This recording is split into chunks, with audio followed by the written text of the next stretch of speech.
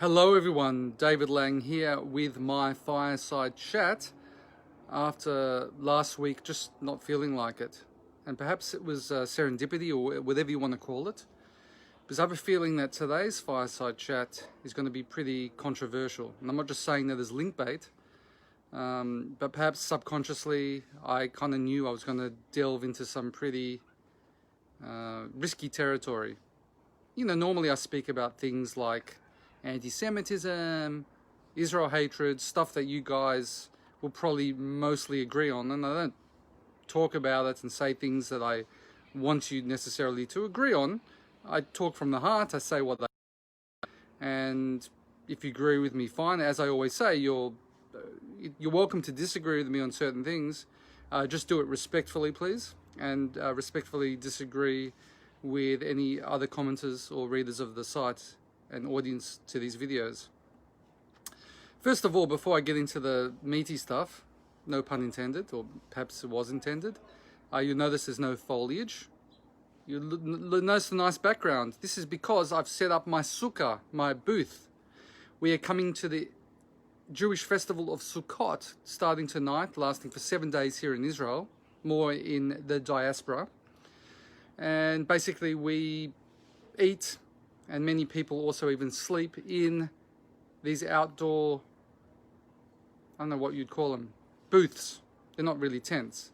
They've got like palm frond leaves up on the roof. But what you might notice from this is the decoration. You'll see that the old city of Jerusalem is depicted behind me.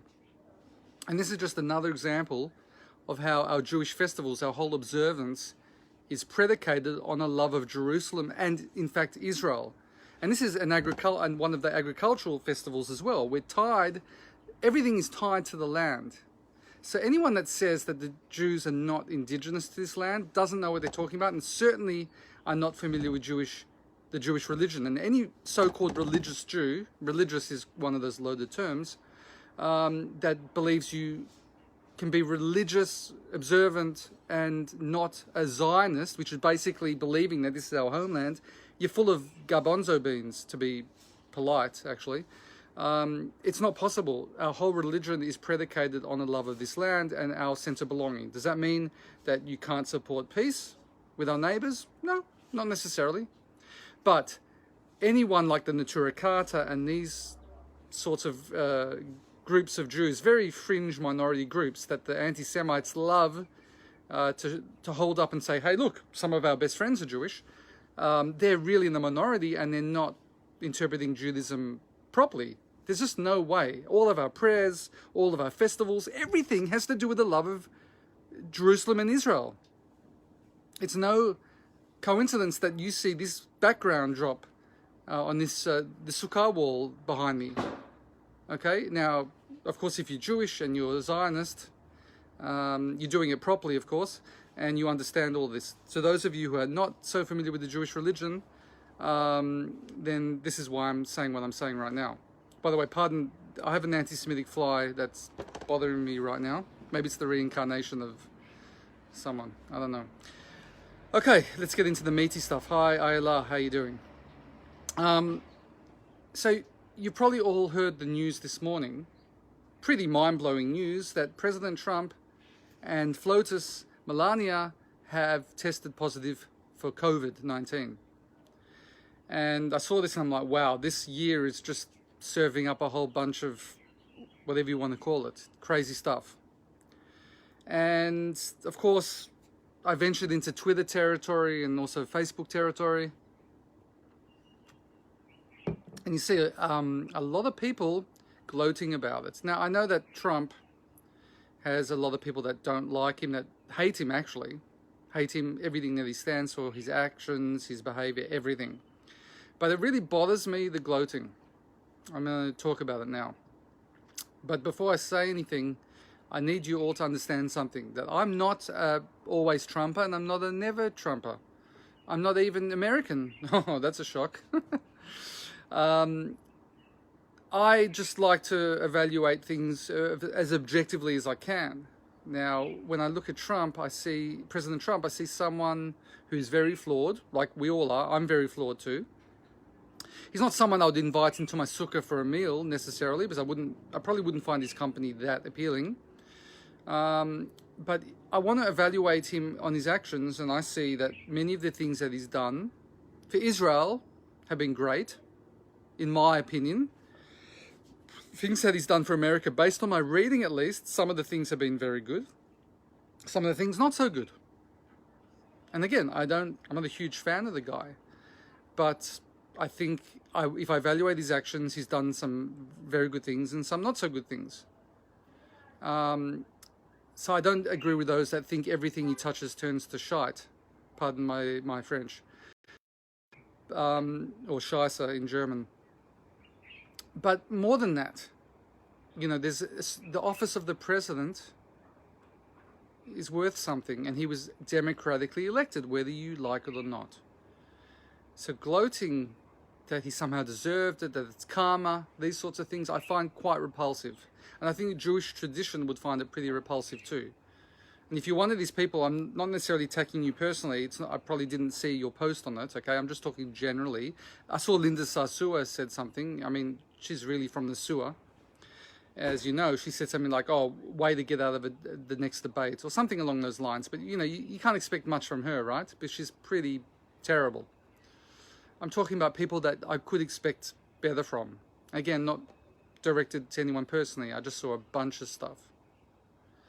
So if you look at in the Torah, you see, for instance, during the plagues of Egypt, that, and I think, all Jews would agree that Pharaoh was a really evil dude. Not just Jews at the time, but Jews now, when you're reading our Torah, our sacred Torah. But we learn that Moses and Aaron would always go to him. They would always go to Pharaoh when they were announcing saying, listen, if you don't let my people go, these are the next plagues that are coming up. I mean, this guy was like the Hitler of his time, before Hitler. But we learn from our sages that they showed the respect of the office to him. They never made Pharaoh come to them. They respected the office. They didn't necessarily respect him as a person, for sure not. And they saw him as a very evil guy, and he was doing a lot of evil things. But they respected the office. I think we can learn something from that. Now, I'm not comparing Donald Trump to Pharaoh, although I'm sure some of you will compare him to Pharaoh, and I disagree with that. Okay? But I don't want to get into a debate into whether Donald Trump's the best thing since sliced bread, or he's Vegemite to a lot of people. Actually, I should have said whether he's Vegemite to a lot of people, because a lot of people like myself love Vegemite. Although I don't love Trump, but there are people that tolerate Vegemite, and there are people that absolutely detest Vegemite. My point being that Vegemite's one of those divisive things, just like Donald Trump is very divisive. So what I'm saying is this, that I don't believe we should be gloating. Anyone should be gloating, even if you hate Donald Trump. Now, those that hate Donald Trump think he has the worst character traits. They will point out that he mocked a disabled person. It seems he really did do that. Terrible. Okay? You won't get any argument from me on that. He's done some horrible things. He's a braggart. But do you want to become that person? Don't you think by gloating you're becoming the very thing you don't want to, the very thing you hate about Donald Trump? You see him gloating all the time. He does gloat that he's going to win and he's the greatest thing. But when you're gloating that he and his wife are ill, and we know how serious this illness is. But karma, he doesn't wear a mask, he doesn't believe in it. Okay, maybe all of that's true, but don't be that person. I'm not saying everyone has to wish him a refuah shalema. I did. A speedy recovery, a speedy and full recovery here in Melania. I did wish them that. I'm not saying everyone has to, especially if you think he's horrible and he's doing a very bad job. But the thing is that by gloating, you're becoming a worse person. And you can be better than that.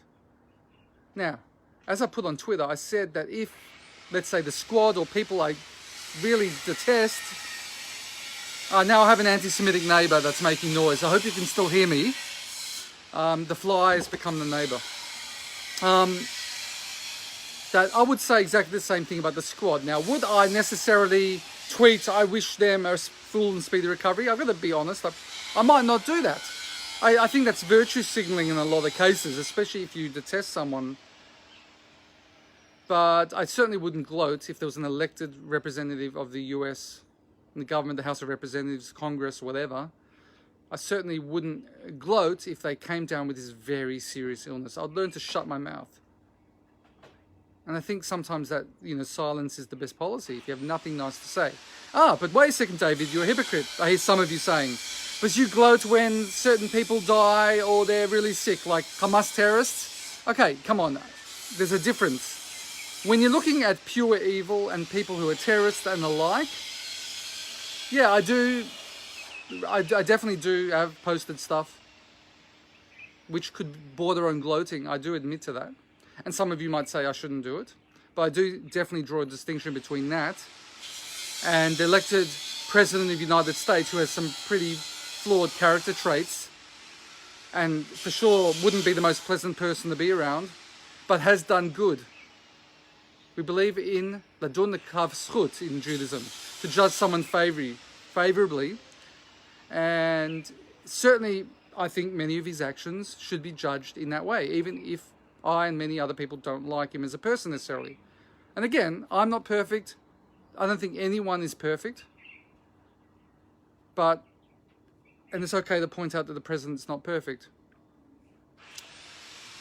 But the gloating, I believe, has to stop. Because again, not only do I think it's wrong for the office of the President of the United States, and not only do I think it's wrong because he's not all evil like some of you think, but I think it makes you a worse person. And I'm sure many of you that detest Donald Trump pride yourselves on being good people, and you probably are good people generally. So I think you should rise above it. That's another thing that I saw on Twitter. Someone said, I shouldn't have to rise above this. He mocked a disabled person. But isn't life about rising above? I believe life is about rising above our inclinations. We have bad inclinations and we have good inclinations, and we need to try to move towards the good inclinations to do good, and above the bad inclinations, our impulses, our propensity to be angry, to be foolish, all these sorts of things. So I disagree with that. We should rise above. All of us should strive for that. Is it hard? Yes. It's hard for me too. I'm not preaching here like I'm on a pedestal here. Believe me, I'm a flawed person. I know it. I really know it. Okay, so don't think I'm here holier than thou. I'm really not. But I just want you all to think about it and what I'm saying, and maybe if you can take a grain of something out of it to become a better person, to think about what I'm saying.